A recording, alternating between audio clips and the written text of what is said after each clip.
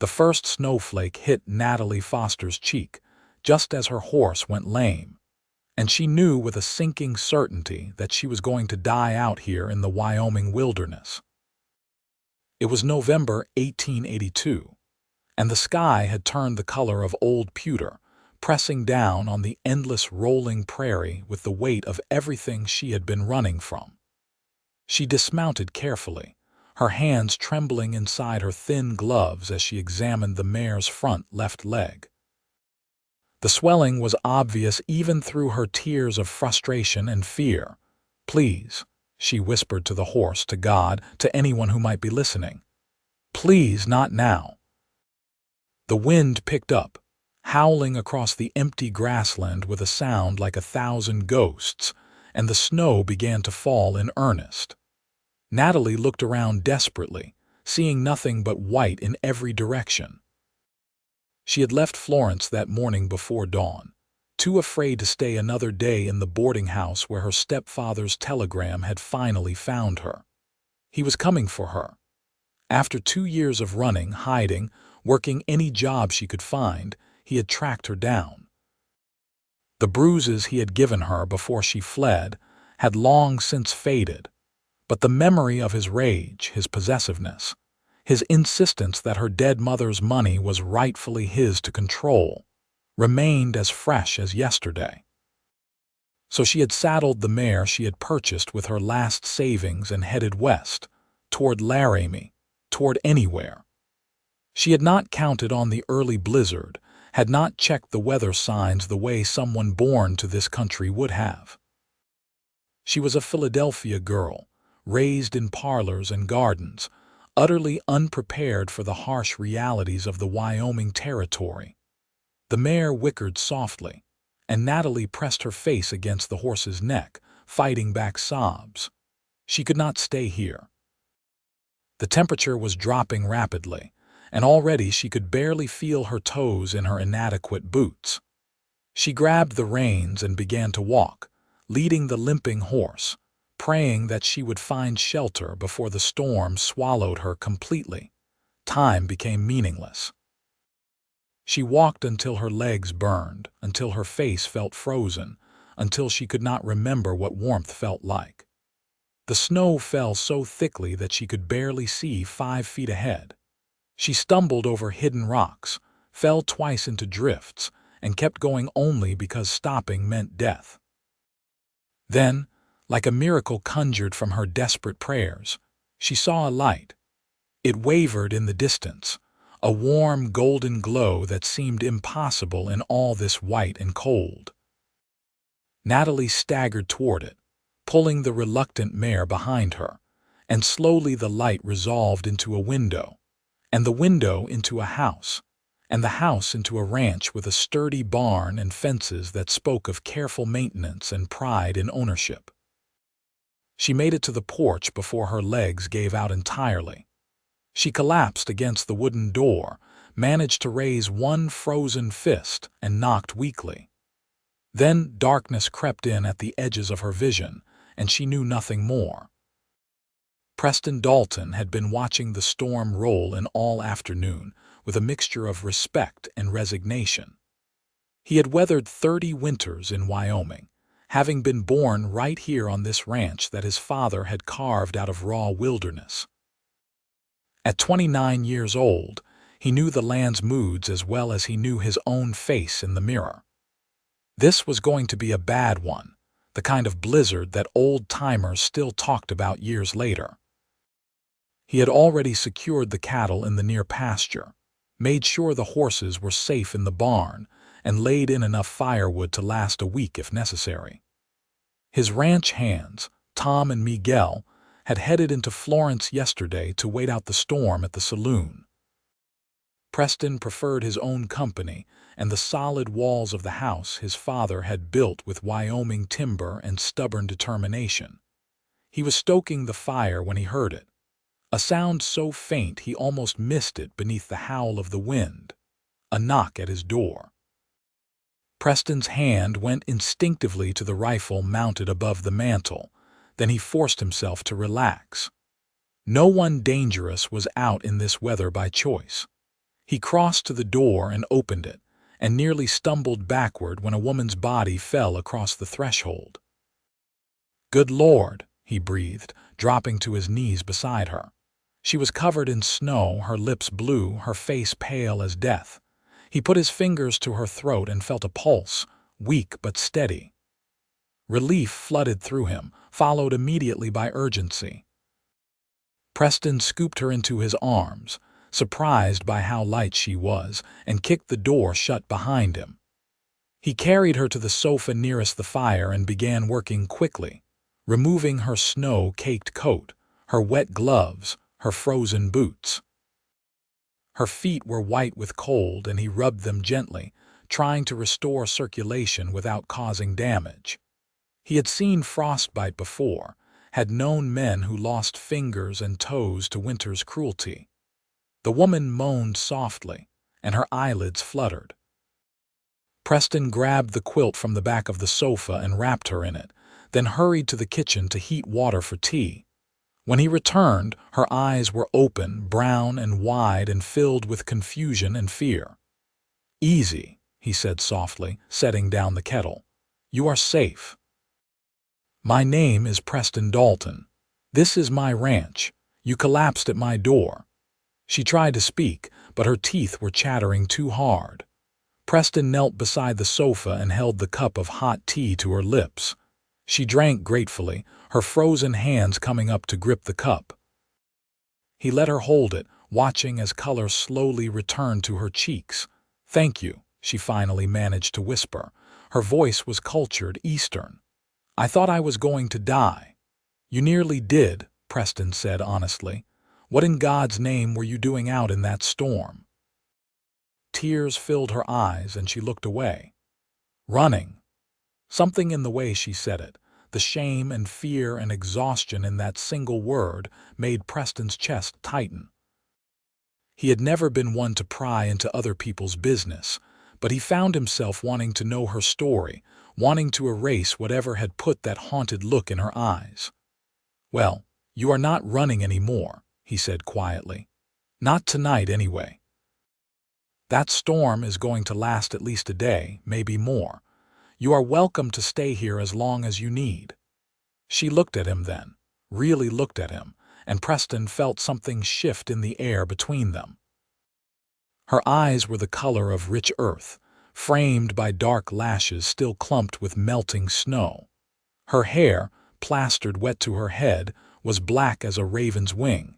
Even frozen and exhausted and terrified, she was the most beautiful woman he had ever seen. "As long as I need." She repeated, as if the words were foreign to her, as if kindness was something she had forgotten existed. "As long as you need," Preston confirmed. He stood, suddenly uncomfortable with the intensity of her gaze. "You should get out of those wet clothes. I will find you something dry to wear. My mother's things are still in the chest upstairs. She passed 5 years ago, but she would be glad to know they were being used." The woman clutched the quilt tighter. "I am Natalie," she said softly, "Natalie Foster, and I cannot thank you enough, Mr. Dalton." "Preston," he corrected. "Just Preston." He headed for the stairs, then paused. "Your horse." "Outside," Natalie said, fresh alarm crossing her face. "She went lame. I could not leave her." "I will bring her into the barn," Preston assured her. "She will be warm and fed, I promise." He climbed the stairs to his parents' old room, trying to ignore the strange racing of his heart. It was just the emergency, he told himself. Just the natural concern any decent man would feel for someone in need.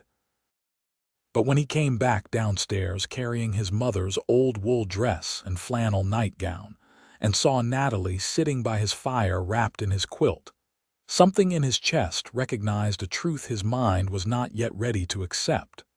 His life had just changed forever. The storm raged for 3 days. Preston had been right about that, though even he was surprised by the ferocity of the blizzard that buried the ranch under 4 feet of snow. Natalie spent most of the first day sleeping, her body recovering from the ordeal. Preston checked on her frequently, bringing her food and hot drinks, stoking the fire in the guest room where she rested. By the second day, she was strong enough to come downstairs. She moved timidly through his house, as if afraid to take up space, to be noticed. Preston found himself watching her when he thought she was not looking, fascinated by the way she ran her fingers along the spines of his books, the way she stared out the window at the endless white landscape. "Did you grow up here?" she asked him that afternoon. They were sitting in the living room, the fire crackling between them. Outside, the wind shrieked like a living thing. Preston nodded. "My father came out here in 1850 during the first big migration west. He was from Ohio, wanted his own land, his own future. He built this house with his own hands, married my mother in 1851. I was born 2 years later. It must have been hard," Natalie said softly, "building a life out here." "It was," Preston agreed. "Still is some days, but it is honest work, good work. I have 300 head of cattle, 20 horses, more land than I can ride across in a day. My father would be proud, I think." "I am sure he would be," Natalie said, and there was such genuine warmth in her voice that Preston felt that strange tightening in his chest again. "What about you?" he asked. "Where are you from?" Her expression shuddered immediately, and he saw her withdraw into herself. "Philadelphia," she said quietly, "but I have not been back there in 2 years." Preston waited, giving her space to continue if she wanted. He had learned from his father that silence was sometimes the best tool for understanding. After a long moment, Natalie spoke again. "My mother died when I was 18. She left me some money, not a fortune but enough to live on. Her will specified that the money was mine, to be held in trust until I turned 21. But my stepfather contested the will. He claimed that, as her husband, everything she owned belonged to him. The courts disagreed, but he would not accept it." Her hands twisted in her lap, and Preston saw the tremor in them. "He became obsessed with the money. He followed me everywhere, demanded I sign it over to him. When I refused, he—" She stopped, took a shaky breath. "He hurt me, so I ran. I have been running ever since." Anger, hot and righteous, flooded through Preston. "Where is he now?" "He found me in Florence," Natalie whispered. "Sent a telegram to the boarding house where I was staying. He said he was coming for me, that I owed him, that I belonged to him. So I left. I did not know where I was going. I just knew I had to get away." Preston leaned forward, his voice firm. "You are safe here, Natalie. I give you my word. As long as you are under my roof, no one will hurt you." She looked up at him, and the gratitude in her eyes nearly undid him. "Why are you being so kind to me? You do not even know me." "I know enough," Preston said simply. "I know you are brave enough to leave everything behind to protect yourself. I know you are strong enough to survive a blizzard that would have killed most people. That is enough for me." A tear slid down her cheek, and she brushed it away quickly. "I do not feel very brave." "Bravery is not the absence of fear," Preston said, repeating something his father had once told him. "It is doing what needs to be done despite the fear." They sat in comfortable silence after that, watching the fire, listening to the storm.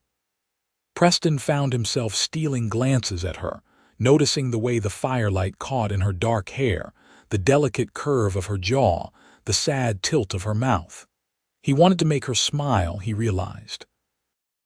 Wanted to see what joy looked like on her face. "Can you play?" Natalie asked suddenly, gesturing to the old piano in the corner. It had been his mother's pride and joy, brought out from St. Louis at great expense. "A little," Preston admitted. "My mother insisted I learn. She said a man needed culture as much as he needed strength." "Will you play something for me?" Preston hesitated, then stood and crossed to the piano. He had not played in months, not since the last time he had felt truly lonely. His fingers found the keys, and he played a simple melody his mother had loved, a folk song from her own childhood in Missouri. When he finished, he turned and found Natalie wiping tears from her eyes. "That was beautiful," she said. "Your mother must have been a wonderful woman." "She was," Preston said, his voice rough. "She made this house a home. After she died, it has been just a place to sleep. Until now," he thought but did not say. "Until you, by the third day, the storm began to ease. The wind died down, and the sun appeared briefly through the clouds, turning the snow-covered landscape into a field of diamonds." Preston dug a path to the barn and tended to the animals, while Natalie insisted on helping him prepare meals despite his protests that she was his guest. "I need to feel useful," she told him firmly. "I cannot simply sit and be waited on. It makes me feel like a burden." "You are not a burden," Preston said, but he let her help, finding that he enjoyed her presence in the kitchen. She moved with quiet efficiency, and when she rolled up her sleeves, he saw the faded yellow-green of old bruises on her forearms. The sight made his hands clench into fists, made him want to ride to Florence and find the man who had hurt her. "Tell me about the ranch," Natalie said as they worked, as if sensing his dark thoughts and wanting to redirect them. "What is it like in the summer?" Preston relaxed, letting himself be drawn into descriptions of roundups and brandings, of wide blue skies and grass so green it hurt to look at, of the satisfaction of seeing his cattle grow fat and healthy. He told her about his hands, Tom and Miguel, good men who had been with him for years. He told her about the wild horses that sometimes appeared on his land, about the antelope and elk, about the creek that ran clear and cold through the north pasture.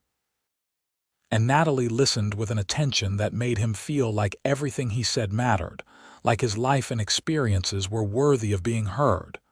No woman had ever looked at him that way before. "It sounds beautiful," she said softly when he finished. "Peaceful." "It can be," Preston agreed. "It is also hard and lonely, and sometimes it feels like the land is trying to kill you.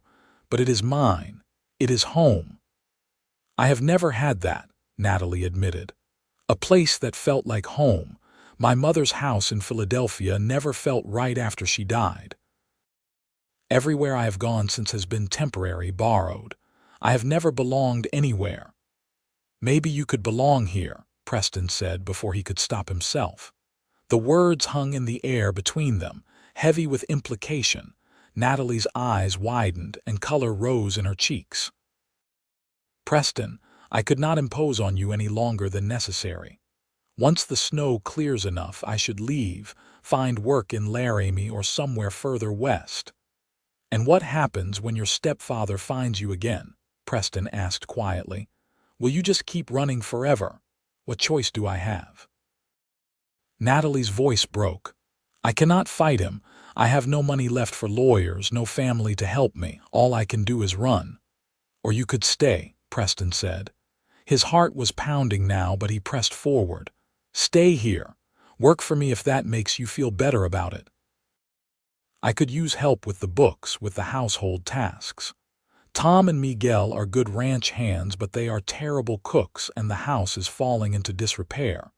Stay until you figure out your next step. Stay as long as you need." Natalie stared at him, tears shining in her eyes. "You barely know me. Why would you offer that?" "Because I am already halfway in love with you," Preston thought. "Because in 3 days you have brought light and warmth back into this house that has felt empty for 5 years. Because when I look at you, I see the possibility of a future I had stopped letting myself dream about."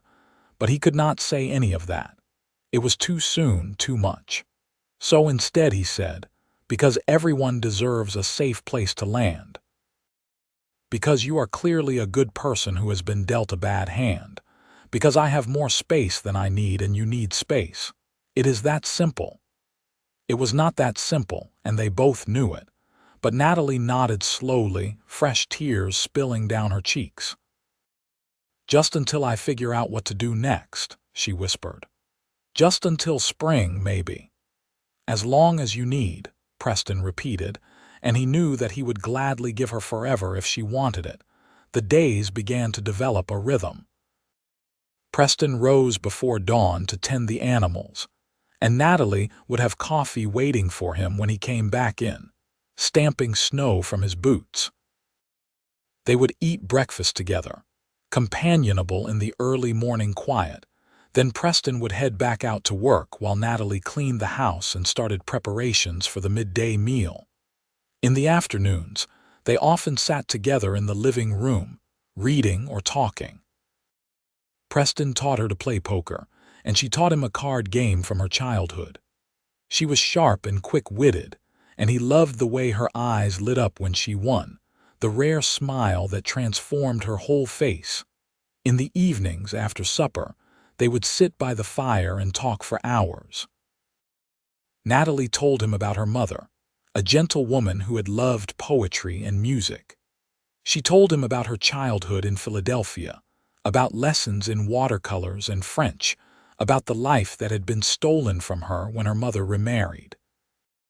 Preston told her about growing up on the ranch, about his father's stern but fair guidance, about his mother's laughter and warmth.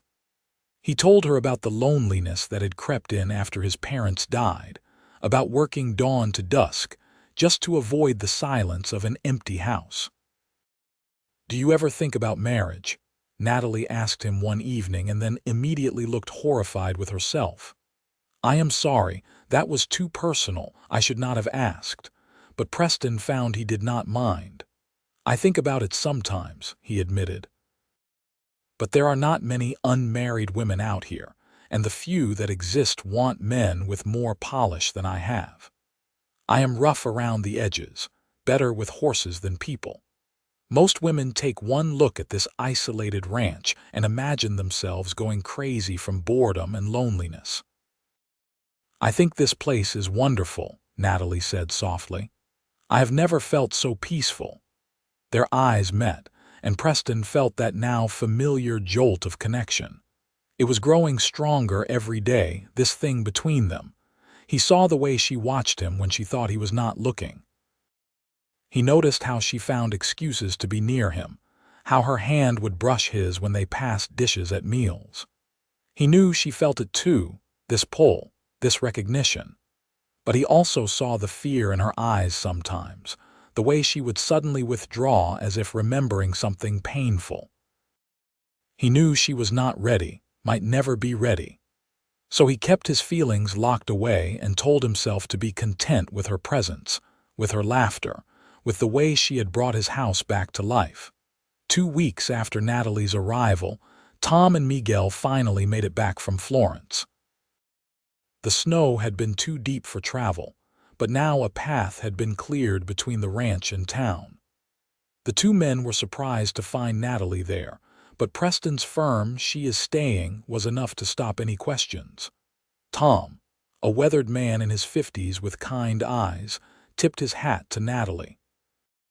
"Pleased to meet you, madam. Any friend of Preston's is a friend of ours." Miguel, younger and more outspoken, was less subtle. "Finally got some sense and found yourself a lady," he said to Preston with a grin. "About time." "It is not like that," Preston said firmly, though he felt his ears heat. "Miss Foster needed shelter during the storm. She is staying on to help with the house." Miguel's knowing look said he did not believe a word of it, but he was smart enough not to push further.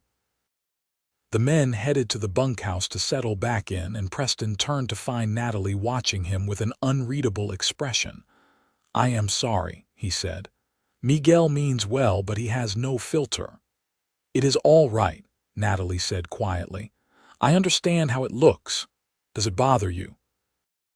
"What people might think." Natalie considered this. "A month ago, I would have been terrified of scandal, of gossip, but that was when I still thought I could go back to the life I had before. Now I realize that life is gone. And honestly, Preston, I have bigger problems than what people might say about me staying at your ranch." "Still," Preston said, "I do not want your reputation damaged. When the weather clears more, maybe we should go into Florence. Make sure people know you are here as an employee, not as something improper." Natalie laughed, but there was no humor in it. "My reputation was damaged the day I ran away from my stepfather. Respectable women do not travel alone, do not work for their living. I lost any claim to propriety 2 years ago, and I have made my peace with that." The matter-of-fact way she said it broke Preston's heart a little. He wanted to tell her that she deserved respect, that running from abuse was nothing to be ashamed of, that she was worth more than the narrow rules society tried to force on women. But he sensed she would not believe him, not yet. So he just nodded and changed the subject, even as he silently vowed to show her through his actions what she would not accept in words. Christmas came, and Preston cut a small pine tree and brought it into the house. Natalie's face lit up when she saw it, and together they decorated it with strings of popcorn and paper ornaments she crafted from pages of an old catalog. It was the first Christmas in 5 years that the house felt festive, felt alive. On Christmas morning, Preston gave her a pair of proper winter boots he had ordered from the general store on a trip to Florence. Natalie's eyes filled with tears when she opened the package. "Preston, this is too much. I cannot accept this." "Your old boots are falling apart," he said practically. "Consider it part of your wages." She laughed at that, because they both knew he had been paying her nothing. But she accepted the boots, and Preston felt a rush of satisfaction at being able to give her something she needed. "I made you something," Natalie said shyly, handing him a package wrapped in brown paper. Inside was a shirt she had sewn from fabric she must have found in his mother's sewing room. The stitching was careful and precise, and when Preston held it up, he saw that it would fit him perfectly. "It is beautiful," he said honestly. "Thank you, Natalie." "It does not seem like enough," she said, "not for everything you have done for me." "You have done more than you know," Preston told her. "This house has not felt like a home in a long time. You have changed that." They stood there, looking at each other across the small living room, and Preston felt the air between them charge with electricity. He saw the way Natalie's breath quickened, saw the color rise in her cheeks. He took a step toward her, then another, drawn by something stronger than logic or caution. "Natalie," he said softly, and her name felt like a prayer on his lips. She met him halfway, and then somehow they were standing close enough that he could see the flecks of gold in her brown eyes, could smell the lavender soap she used. His hand came up to cup her cheek, and she leaned into his touch like a flower seeking sun. "We should not," she whispered, but she did not pull away. "I know," Preston agreed, but he lowered his head anyway, giving her time to move to stop this. She did not. When his lips met hers, it was soft and sweet and perfect. She made a small sound in the back of her throat and pressed closer, her hands coming up to grip his shoulders. The kiss deepened, and Preston felt like he was falling, flying, drowning, and being saved all at once. Every lonely night, every empty day, every moment of wondering if he would spend his whole life alone, it all dissolved in the warmth of Natalie's mouth against his. When they finally pulled apart, both breathing hard, Natalie looked up at him with wonder and fear warring in her expression. "What are we doing?" she asked. "I do not know," Preston admitted. "But I know I have been falling for you since the moment you fell through my door, and I hope that maybe you feel something for me too." "I do," Natalie whispered. "God help me, I do, but Preston, I am so broken. I have so much fear in me. I do not know if I can be what you need." "You already are," Preston said, pulling her close again. "Just as you are, Natalie. I do not need you to be anything else." She buried her face in his chest, and he felt her tears soak through his old shirt. He held her and let her cry, his hand stroking her hair, his heart expanding with a tenderness he had never known he was capable of. "I am afraid," she finally said, her voice muffled against him. "I am afraid that my stepfather will find me and hurt you to get to me. I am afraid that I will wake up and this will all be a dream. I am afraid that I do not deserve you."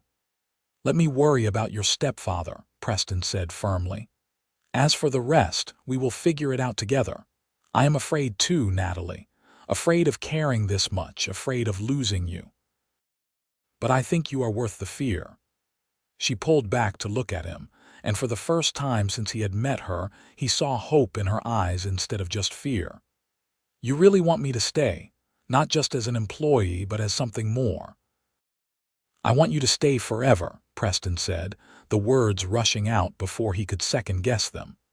"I know it is too soon. I know we barely know each other, but I have never been surer of anything in my life. I love you, Natalie Foster.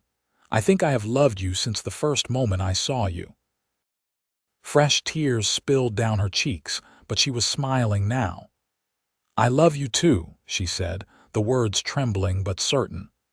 "I did not think I would ever feel safe enough to love anyone, but you have given me that.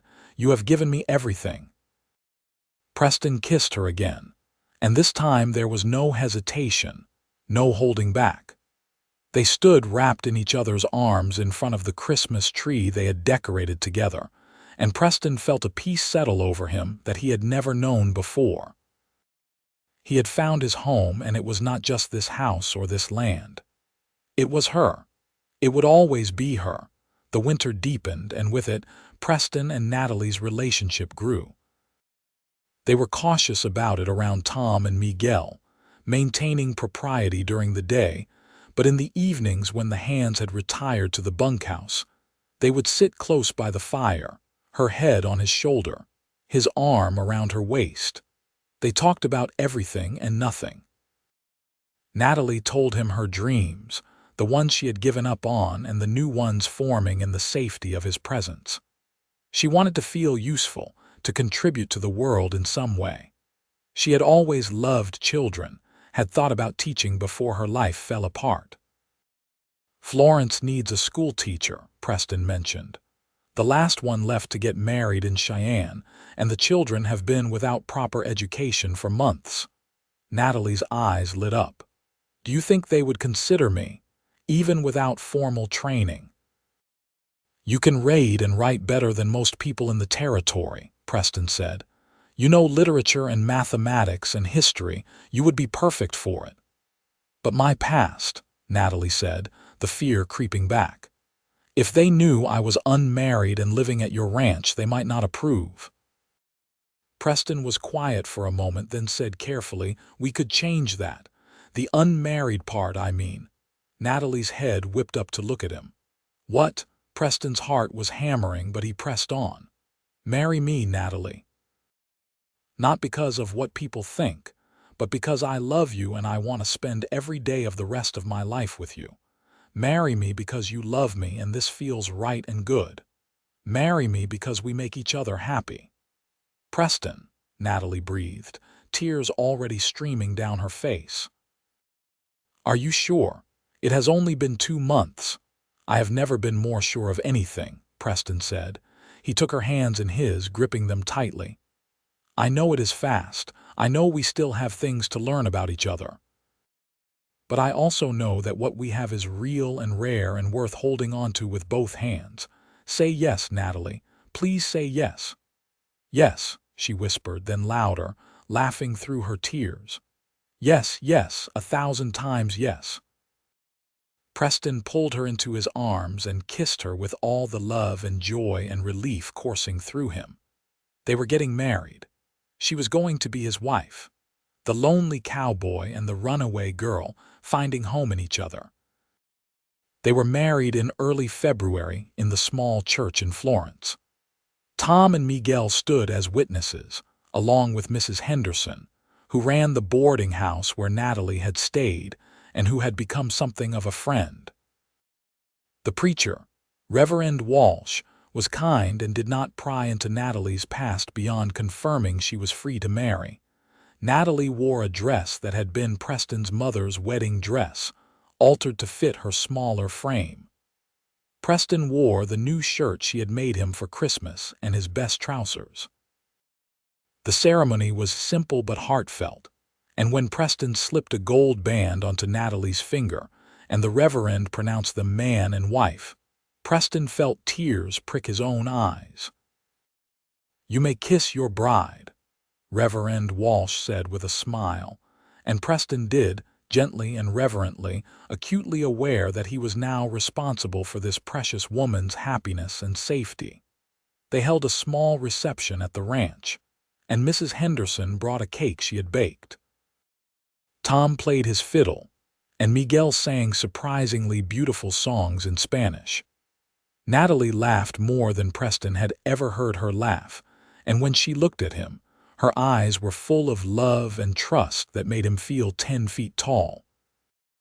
That night, after their guests had left, Preston carried Natalie over the threshold of their bedroom, the one that had been his parents' and now would be theirs. He set her down gently and cupped her face in his hands. "Are you happy?" he asked softly. "Happier than I ever thought possible," Natalie answered. "Preston, I know my past is complicated. I know there are things we will have to face. But right now, in this moment, I am just grateful. For you, for this life, for the chance to start over." "You never have to be grateful to me," Preston said. "Loving you is not a burden or a favor. It is the greatest privilege of my life." He kissed her then, and the kiss turned heated, desperate. Natalie's fingers worked at the buttons of his shirt while his hands tangled in her dark hair, pulling pins free until it tumbled down around her shoulders. They came together with tenderness and passion, learning each other in the firelight, and Preston felt complete in a way he had never imagined possible. Afterward, Natalie lay curled against his chest, her fingers tracing idle patterns on his skin. "I love you," she whispered. "I will spend the rest of my life making sure you never regret this." "I could never regret you," Preston murmured into her hair. "You are the best thing that ever happened to me." Spring came early that year, the snow melting to reveal new grass and the first brave wildflowers. Natalie applied for the teaching position in Florence and was accepted eagerly. The school board was just grateful to have someone educated and willing. She started teaching in March, and Preston loved watching her come alive in her work. She would come home each day full of stories about her students, about the progress they were making, about the joy of watching children learn. Preston would listen and laugh and feel his heart swell with pride. This was what she was meant to do, he thought. She was a natural teacher, patient and creative and kind. Their life settled into a comfortable rhythm. Natalie would ride into Florence 3 days a week to teach, and on the other days, she would help Preston with the ranch accounts, which had been a disaster before her organized mind took them over. She planted a garden as soon as the ground thawed enough, talking excitedly about the vegetables and flowers she would grow. In April, on a Tuesday that seemed like any other, their peace shattered. Preston was in the barn when he heard the sound of hooves. He stepped out to see a man he did not recognize riding up the path toward the house. The man was well-dressed, city clothes that looked out of place against the rough landscape. He had a hard face and cold eyes, and Preston felt every instinct go on alert. "Can I help you?" Preston called out, his hand moving casually toward the rifle he kept near the barn door. The man dismounted. "I am looking for Natalie Foster. I was told she might be here." Preston's blood ran cold. "Who is asking?" Harold Foster. "I am her stepfather. I have been searching for her for 2 years, and I finally tracked her to this God-forsaken territory." "Now where is she?" "She is not here," Preston said flatly. It was not technically a lie. Natalie was in Florence today teaching. Harold's eyes narrowed. "You are lying." "The woman at the boarding house said Natalie was living at the Dalton ranch." "That would be here, would it not?" "Even if she was here, what business is it of yours?" Preston asked, his voice hard. "She is a grown woman. She does not have to see you if she does not want to." "She stole from me," Harold said, his voice rising.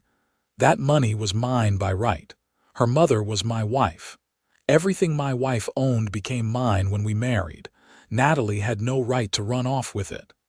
"I think you will find the courts disagreed with you," Preston said.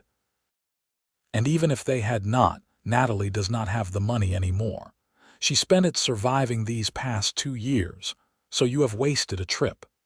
Harold took a step forward, his face contorting with rage.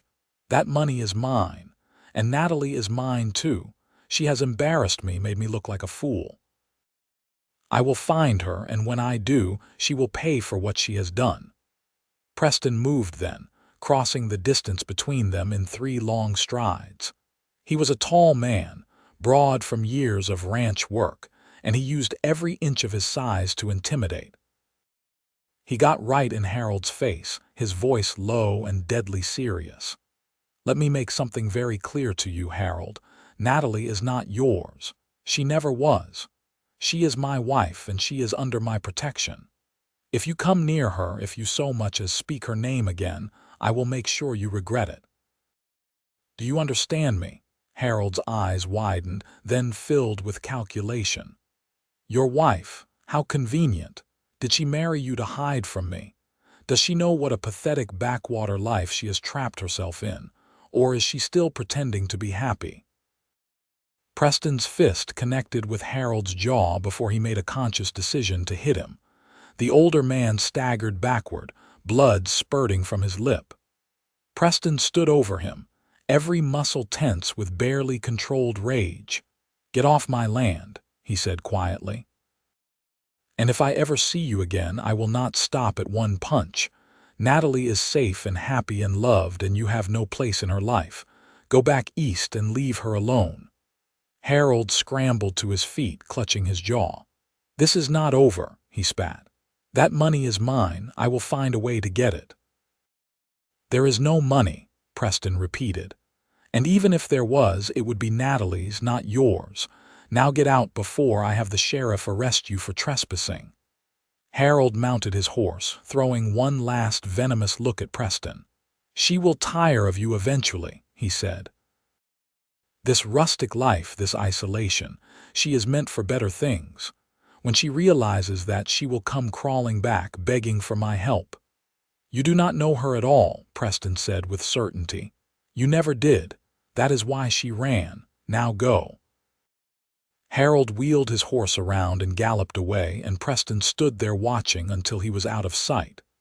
Then his legs gave out, and he sat down hard on the ground, his hands shaking with adrenaline and fear and relief. It was over. Harold had found Natalie, but Preston had sent him away. She was safe. But even as relief washed over him, a nagging worry remained. Men like Harold did not give up easily, and Preston needed to warn Natalie, needed to tell her what had happened. He rode into Florence that afternoon and found Natalie at the schoolhouse, helping a young student sound out words in a primer. When she saw Preston in the doorway, her face lit up with joy, then fell as she registered his expression. "What is wrong?" she asked immediately, excusing herself from the student. Preston drew her outside, away from curious young ears. "Your stepfather was at the ranch today." The color drained from Natalie's face and she swayed. Preston caught her, his hands gripping her arms. "It is all right," he said quickly. "He is gone. I sent him away, but I needed you to know." "What did he say?" Natalie whispered. "What did he want?" "The same thing he has always wanted, the money, and to control you, but I made it clear that neither was going to happen. I may have also punched him in the face." Despite everything, a small, shaky laugh escaped Natalie. "You punched him. He insulted you. He threatened you. I was not going to let that stand." Preston pulled her close, tucking her head under his chin. "I am sorry, Natalie. I know this is terrifying for you. But I meant every word of my vows. For better or worse, in sickness and health, I will protect you with everything I have." Natalie clung to him, her body trembling. What if he comes back? What if he tries to hurt you to get to me? Then he will find out what happens when you threaten a man's wife in Wyoming territory, Preston said grimly. I am not some city gentleman, Natalie. I grew up in this wild country. I can take care of us. She pulled back to look at him, her eyes searching his face. I believe you, she said softly. I trust you, Preston. I am just so tired of being afraid. Then let me be afraid for both of us, Preston said. You focus on your students and our home and being happy. Let me worry about Harold. Natalie nodded slowly, then rose on her toes to kiss him. What did I do to deserve you? You were brave enough to knock on my door during a blizzard, Preston said with a small smile. Everything else followed from there. They rode home together that evening, Preston keeping a watchful eye on the road behind them. But there was no sign of Harold, and as the days passed with no further contact, they began to relax. Maybe the man had finally accepted defeat. Maybe they could truly move forward without the shadow of Natalie's past hanging over them. In May, Natalie discovered she was pregnant. She told Preston one evening after supper, her face a mixture of joy and nervousness. Preston's reaction was immediate and overwhelming. He swept her into his arms and spun her around, laughing with pure happiness. We are having a baby, he said, as if he could not quite believe it. Natalie, we are going to be parents. Are you happy? Natalie asked. I know we have not talked about children much. I was not sure if you wanted them right away. Happy does not begin to cover it, Preston said, setting her down carefully as if she might break. I have always wanted children, but I had given up hope of having them. And now, with you, all my dreams are coming true. Natalie's eyes filled with tears. I am scared, she admitted. What if I am not a good mother? What if I do something wrong? You are going to be an amazing mother, Preston said firmly. Look at how you are with your students. You are patient and kind, and you truly care about them. Our child is going to be so loved, so wanted. That is what matters. As Natalie's pregnancy progressed, Preston found himself marveling at the changes in her. She glowed with health and happiness, her body ripening with the life growing inside her. She continued teaching through June, then reluctantly agreed to take the summer off to rest and prepare for the baby's arrival. They spent long evenings talking about names and painting the small room next to their bedroom that would become the nursery. Preston built a cradle with his own hands, carefully sanding every surface until it was smooth as silk. Natalie sewed tiny clothes and blankets, her hands gentle and sure. In late July, on a hot afternoon when the cicadas sang in the trees, Natalie gave birth to their son. The labor was long and difficult, and Preston paced outside the bedroom while the doctor and Mrs. Henderson attended to his wife. Every cry of pain that escaped from behind that closed door was like a knife to his heart. He had never felt so helpless, so useless. Finally, after what felt like years but was only 14 hours, he heard a different sound. The thin, outraged wail of a newborn baby. Preston's knees nearly buckled with relief. The door opened and Mrs. Henderson appeared, her face tired but smiling. "You have a son," she said. "And your wife is asking for you." Preston entered the room to find Natalie propped up against pillows, exhausted but radiant, holding a small bundle wrapped in one of the blankets she had made. When she looked up at him, the love in her eyes took his breath away. "Come meet your son," she said softly. Preston approached slowly, almost reverently. Natalie pulled back the blanket and he saw a tiny red face, eyes scrunched shut, a miniature fist waving in the air. His son. His and Natalie's son. "He is perfect," Preston whispered, reaching out to touch one impossibly small hand. The baby's fingers curled around his and Preston felt his heart crack open with a love so fierce it almost frightened him. "What should we name him?" Natalie asked. They had discussed many names over the months, but now, looking at this new person they had created together, only one felt right. James, Preston said. After my father, James Thomas Dalton. James, Natalie repeated, smiling down at their son. It is perfect. Hello, James. Welcome to your family.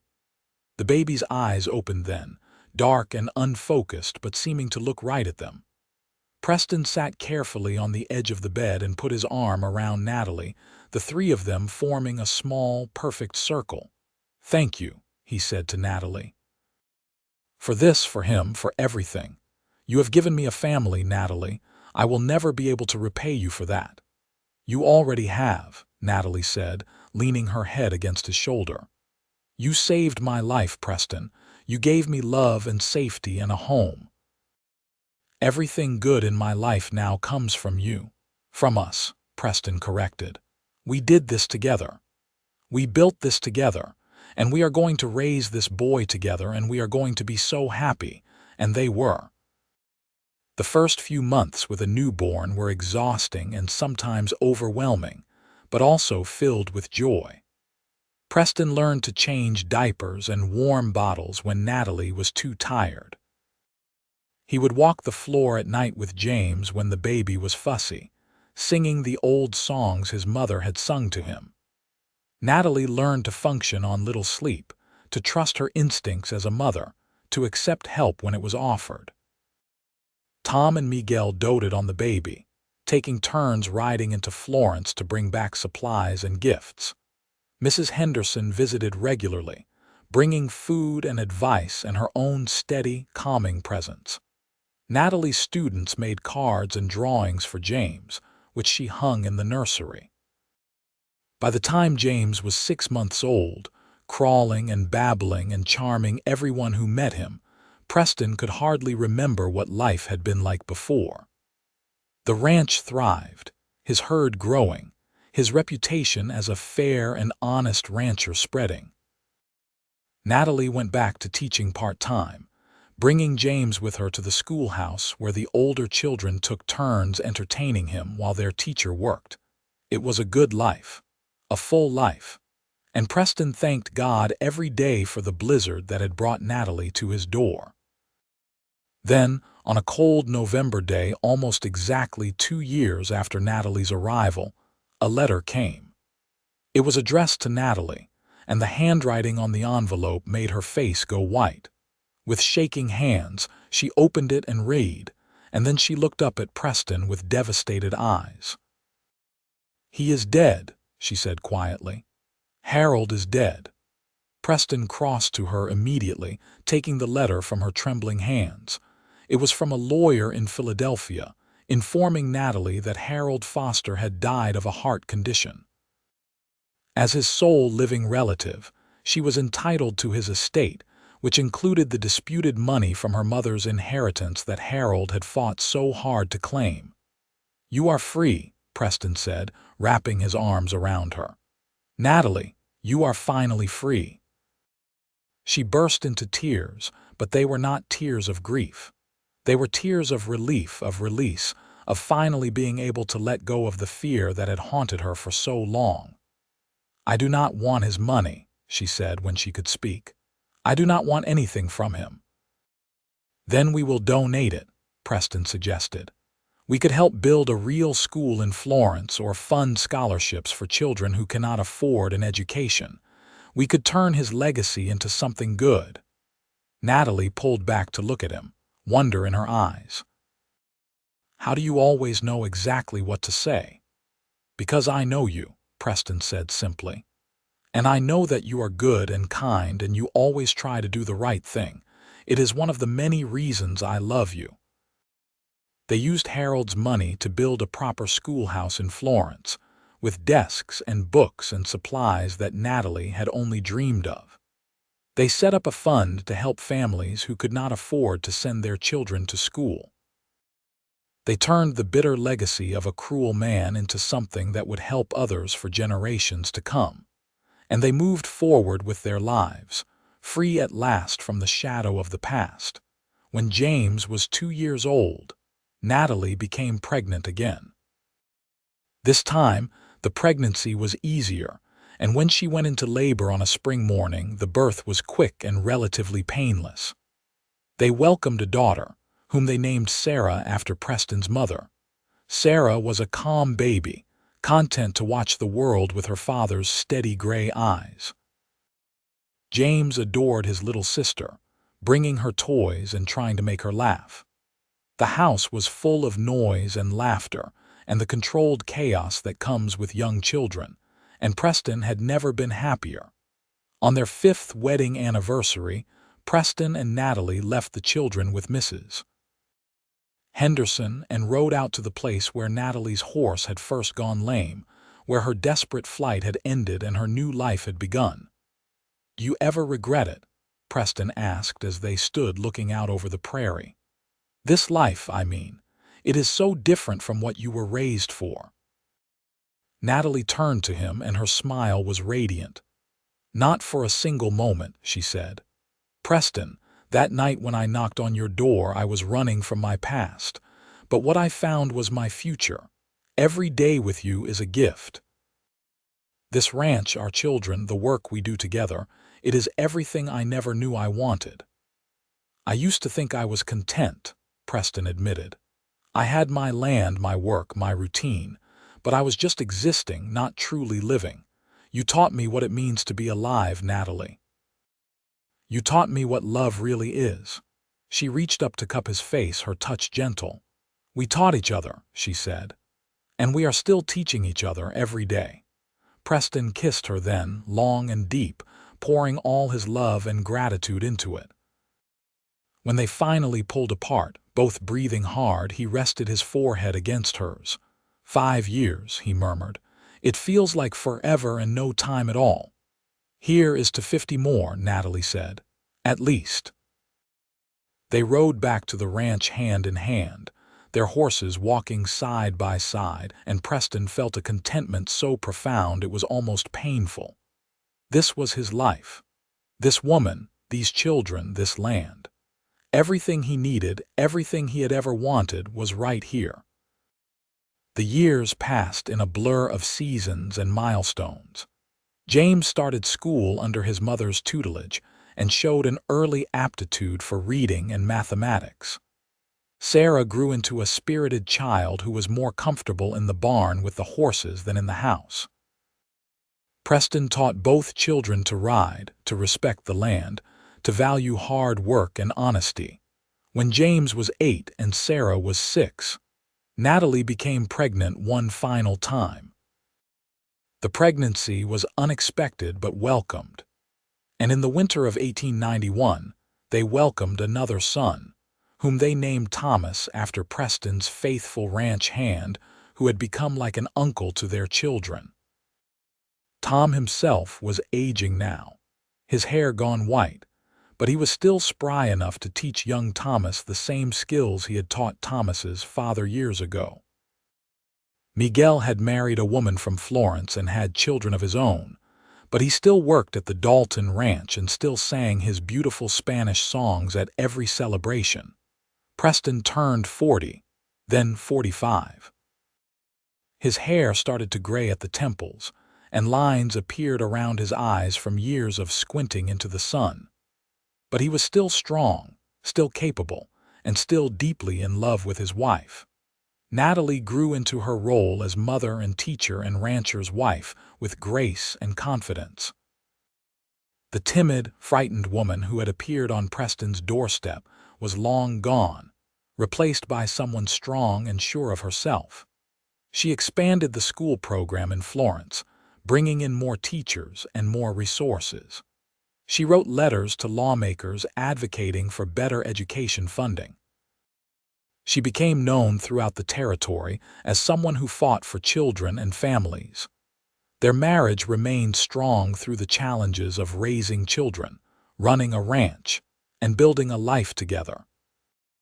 They still made time for each other, still sat by the fire on winter evenings talking for hours, still rode out together on summer mornings to watch the sunrise. The passion that had drawn them together had matured into something deeper, richer, more sustaining. When James was 18, he announced his intention to attend university in the East. Preston's first instinct was to protest, to keep his son close, but Natalie reminded him that they had to let their children find their own paths. "We will give him roots and wings," she said. "The roots to know where he comes from and the wings to find where he is going." So they sent James off with their blessing and their love, and if Preston cried when the train pulled away, well, no one mentioned it. Sarah showed no interest in leaving. She loved the ranch, loved the horses, and at 16 she could rope and ride as well as any of the hands. She had her mother's beauty and her father's steady temperament, and Preston knew she would be a rancher's wife someday, probably marry one of the neighboring boys who were already starting to come calling. Thomas, the youngest, was still a child at 10, full of energy and curiosity and mischief. He kept them young, Preston thought, kept them laughing on a cold November evening in 1898, 16 years after that fateful blizzard. Preston and Natalie sat on their porch watching the sun set over the prairie. The sky was painted in shades of orange and pink and purple, and the air had that crisp quality that promised winter was coming. 16 years, Natalie said softly, echoing his thoughts. "Can you believe it has been that long?" "Sometimes it feels like yesterday," Preston said. "I can still see you falling through that door, half frozen and terrified. I had no idea that moment would change everything." "Would you change anything?" Natalie asked. "If you could go back." Preston thought about it, really thought about it. They had faced challenges over the years. There had been hard winters and cattle diseases and crop failures. There had been arguments and misunderstandings and moments of frustration. But through it all, they had been together, had chosen each other every single day. "Not a single thing," he said finally. "Every moment, good and bad, led us here. And here is exactly where I want to be." Natalie took his hand, her fingers intertwining with his. "I used to dream of being rescued," she said quietly. "Some brave knight who would save me from my stepfather, from my fear, from my loneliness." "But that is not what you did, Preston. You did not rescue me. You gave me the space and safety to rescue myself. You believed in me when I did not believe in myself. That is a much greater gift than rescue." Preston raised her hand to his lips and kissed it. "You rescued me too," he said. "From a life that was empty, from loneliness I had gotten so used to I did not even recognize it anymore. We saved each other, Natalie. That is what love does." They sat there as the sun disappeared and the stars came out, one by one, filling the vast Wyoming sky. Inside the house, they could hear Thomas playing with the dog, could hear Sarah singing as she did the dishes.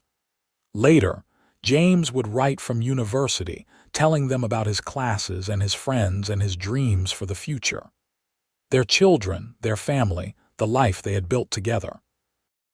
"Thank you," Natalie said into the peaceful darkness, "for seeing me that night, for taking me in, for loving me, for giving me this life." "Thank you for knocking on my door," Preston replied, "and for staying, for choosing me, for choosing this life." "You are the best thing that ever happened to me, Natalie Dalton. You always will be." She leaned her head on his shoulder, and he wrapped his arm around her, and they sat there under the stars, surrounded by the life they had created, warmed by the love they had nurtured, grateful for every moment that had brought them to this place. The Wild West was not an easy place to build a life. It was harsh and unforgiving and often cruel, but it was also beautiful and free and full of possibility. For a timid woman running from her past and a lonely cowboy building his future, it had become something more. It had become home. Not because of the land or the house or even the ranch, but because of the love they had found in each other during that long-ago blizzard when fate and desperation and grace had brought them together. And as they sat there on their porch, the cold November wind beginning to pick up, carrying the scent of coming snow. Preston thought about that night 16 years ago. He had told her to stay as long as she needed, never imagining that what she needed was forever, and that forever was exactly what he wanted to give her. The first snowflake of the season drifted down and landed on Natalie's hair, and Preston brushed it away gently, remembering another snowstorm, another moment when everything changed. But this time there was no fear, no desperation, no running. There was only peace and love and the quiet certainty of a life well lived together. "It is snowing," Natalie observed, tilting her head back to watch the flakes fall. "So it is," Preston agreed. "Should we go inside?" "In a minute," Natalie said. "I want to stay here just a little longer." "With you, always with you," Preston promised, "for as long as you need." "Forever then," Natalie said, and she turned to kiss him soft and sweet, a kiss that tasted like coming home. "Forever," Preston agreed, and he meant it with every fiber of his being. They sat there as the snow began to fall in earnest, two people who had found each other in a storm and built a love that would outlast any winter. The wind howled around them, but they were warm, safe together. And that, Preston thought as he held his wife close, was all that really mattered. The land would endure, the seasons would change, life would bring its challenges and its joys. But through it all, they would have each other. That was the promise he had made 16 years ago when he opened his door to a half-frozen stranger. Stay as long as you need. He had not known then that he was really saying stay forever. Be my family, be my heart, be my home. But Natalie had understood, had heard the invitation beneath the words, and she had chosen to stay. Now, as the snow accumulated on the porch railing and the stars disappeared behind clouds, Preston looked at his wife and saw not just the woman she had become, but the girl who had knocked on his door with nothing but fear and hope. He saw every version of her, every moment they had shared, every laugh and tear and triumph. He saw their future too, the years ahead that they would fill with love and grandchildren and the quiet contentment of a partnership that had weathered every storm. "I love you," he said, the words as natural as breathing. "I love you too," Natalie replied. "Now and always." They finally went inside, shutting the door against the cold, the snow, the wild Wyoming night. But they were not shutting anything out, Preston realized. They were gathering everything in. All the warmth, all the love, all the life they had created together. This was what home meant. Not a place but a person, not a building but a bond, not safety but the courage to be vulnerable with someone who would guard that vulnerability like the precious gift it was. The years continued to unfold, each one bringing its own joys and sorrows, its own lessons and blessings. James graduated from university and returned to Wyoming with a degree in law, determined to help ranchers and farmers navigate the increasingly complex legal landscape. Sarah married a neighboring rancher's son, a good man who loved the land as much as she did, and they started their own spread just 10 miles from Preston and Natalie's ranch. Thomas grew into a thoughtful young man who wanted to be a veterinarian, who had inherited his mother's compassion and his father's steady hands. Preston and Natalie became grandparents, and then grandparents again, and their house filled with the laughter of children's children. They grew older together, their hair turning white, their bodies slowing down, but their love remaining as strong and true as it had been that first winter. On their 25th wedding anniversary, their children threw them a party at the ranch. Friends and neighbors came from all over the territory, filling the house and barn with music and celebration. Preston stood with Natalie in the middle of it all, watching their family, their community, the life they had built, and felt overwhelmed with gratitude. How did we get so lucky? he asked Natalie, his voice rough with emotion. It was not luck, Natalie said, her eyes shining. It was choice. Every day we chose each other. We chose love over fear, hope over despair, togetherness over isolation. That is not luck, Preston. That is work and commitment and grace. Then I am grateful for the work, Preston said, and the commitment, and the grace that brought you to my door. And I am grateful for the man who opened that door, Natalie replied, who saw a desperate stranger and offered her not just shelter but a home, who loved me when I could barely love myself, who has been my partner and my champion and my best friend for 25 years. They danced then, to the music of Miguel's guitar and Tom's fiddle, surrounded by everyone who mattered to them, and Preston thought that this was what happiness looked like. Not a single perfect moment, but a lifetime of imperfect moments woven together with love and patience and commitment. When Preston was 60 and Natalie was 58, they finally passed the day-to-day running of the ranch to Thomas, who had come back from his veterinary training ready to put down roots. Preston and Natalie remained in the house, offering advice when asked, but mostly just enjoying their grandchildren and the slower pace of life. They had been married for 31 years when Preston had a health scare, his heart giving him trouble one harsh winter. For the first time since that long-ago blizzard, Natalie experienced real terror again, the fear of losing the person who had become her entire world. But Preston recovered, stubborn and determined as always, and they celebrated his 61st birthday with relief and joy, and a renewed appreciation for every day they had together. I am not ready to leave you, Preston told Natalie one evening as they sat in their usual spot on the porch, even though it was winter and they had to bundle in blankets and coats. Good, Natalie said firmly. Because I am not ready to let you go. We have years left, Preston Dalton. Years and years. And they did. They celebrated their 40th anniversary, then their 45th. They watched their grandchildren grow and have children of their own. They saw the new century arrive, the year 1900 bringing changes and challenges neither of them could have imagined in their youth. The world was different now. There were automobiles and telephones and talk of powered flight. The Wild West they had known was fading, being replaced by something more civilized, more modern. But on the Dalton ranch, some things remained constant. The land, the cattle, the rhythm of the seasons. And the love between a cowboy and the woman who had knocked on his door during a blizzard so long ago.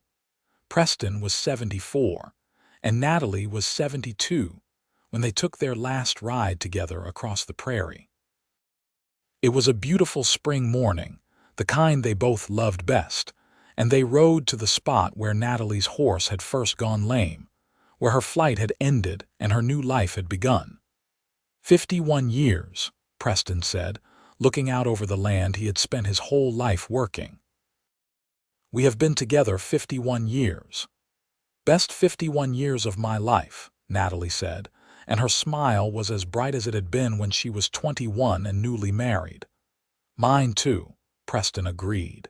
He reached over and took her hand, their fingers intertwining as naturally as breathing. I meant what I said that first night, you know. Stay as long as you need.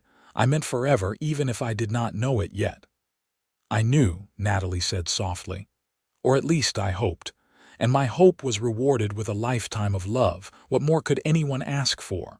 Nothing, Preston said. Absolutely nothing. They sat there on their horses, holding hands, looking out over the prairie they both loved, the land that had witnessed their love story from beginning to wherever this was. Not an ending, Preston thought. Just another chapter, another season, another part of the great adventure they had been living together for more than half a century. When they finally rode back to the ranch, their children and grandchildren were waiting with a feast to celebrate another year, another milestone, another blessing. Preston and Natalie dismounted slowly, their joints stiff, their movements careful but their spirits as young as ever. "Come on, old man," Natalie teased, offering him her arm. "Let us go enjoy our family." "Old woman," Preston teased back, taking her arm with exaggerated gallantry. "You are as beautiful today as you were the day I met you." "Liar," Natalie said, but she was smiling. "But I love you anyway." "Good," Preston said. "Because I love you too, now and always, my Natalie, my wife, my partner, my heart." They walked into the house together, surrounded by the noise and love of their family, and Preston thought that if he had his life to live over again, he would not change a single moment. Every hardship, every challenge, every fear had been worth it for this. For her. For the life they had built together out of a blizzard and a desperate knock on a door and the simple, profound words, "Stay as long as you need," she had stayed. And in staying, she had given him everything. Love, family, purpose, joy. She had turned his house into a home, his existence into a life, his loneliness into belonging. And he, in turn, had given her safety and freedom and the space to become who she was always meant to be. He had loved her through her fear and her healing, through her growth and her triumph. He had been her partner in every sense of the word, walking beside her through every season of their shared life. As the sun set on another day, another year, another chapter of their story, Preston looked at Natalie across the table full of children and grandchildren and great-grandchildren, and she looked back, and the love between them was as strong and sure as it had been that first winter. Stronger, even, tempered by time and trial and triumph. This was their legacy, Preston thought. Not the ranch or the money or even the family, though all of those mattered. Their legacy was the love they had built together, the example they had set of what partnership and commitment and grace could create. It was the proof that even in the hardest times, in the loneliest places, love could not just survive but thrive. That two broken people could come together and make each other whole.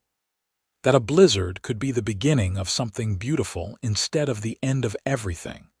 The Wild West had been their crucible, the place where they had been tested and refined and ultimately proven. And they had come through it together, hand in hand, heart to heart, building a love that would echo through generations long after they were gone. That night, as Preston and Natalie lay in their bed, the same bed they had shared for 51 years, Preston pulled his wife close and whispered into her hair, "Thank you for knocking on my door." "Thank you for opening it," Natalie whispered back. "Thank you for seeing me, for saving me. For loving me. Always," Preston promised, "for as long as you need." "Forever then," Natalie said, just as she had all those years ago. "Forever," Preston agreed, and he fell asleep with his wife in his arms, exactly where she belonged, exactly where she had always belonged since that long-ago night when a blizzard brought her to his door and changed both their lives forever. The cowboy and his timid woman, who had turned out to be not so timid after all, just waiting for someone to believe in her enough to help her believe in herself. Together, they had created something extraordinary out of something that could have been tragic. They had turned running into arriving, fear into courage, loneliness into love. And that, Preston thought as sleep claimed him, was the greatest adventure of all.